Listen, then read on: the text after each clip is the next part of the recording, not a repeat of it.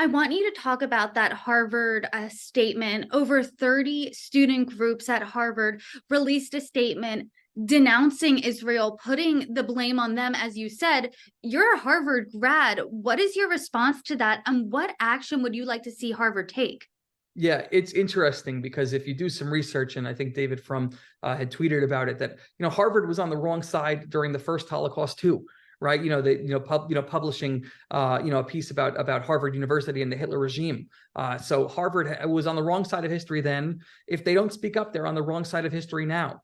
To see such a tepid response from Harvard's leadership after so many student organizations so callously and brazenly celebrated the barbaric acts of terrorism from Hamas, it was absolutely devastating for me as an alum. And I know so many alums like me believe this. And so I've written a letter to Harvard's president asking for a far stronger statement of condemnation.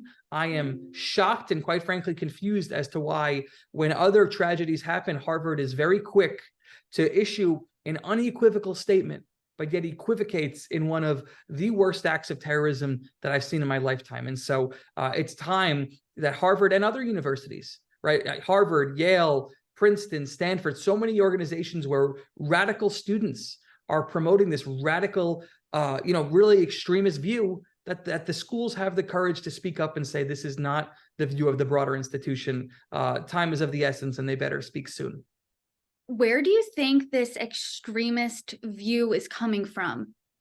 Sure. So I will tell you, put frankly, as somebody who is 29 years old, right? Somebody who's a millennial, but somebody on the cusp of that Gen Z generation. There is a real frightening wave of anti-Semitism and anti-Zionism bubbling up in this next generation, who has been misinformed through social media posts, who's been radicalized on the internet, and unfortunately is spewing absolute ignorance in broad daylight here. And so we see these young students groups on some of the best college campuses in the country. And we have to combat it head on, because if this next generation harbors this type of gross sentiment, these are people who are going to run for office and who are going to run organizations and companies in the decades to come. And we need to boost those voices who are speaking up for humanity and truth. This is not the time to equivocate. If you cannot unequivocally condemn the torture, the rape, the murder, the kidnapping of human beings, if that is not enough for you to unequivocally condemn, then at what point have you lost your humanity?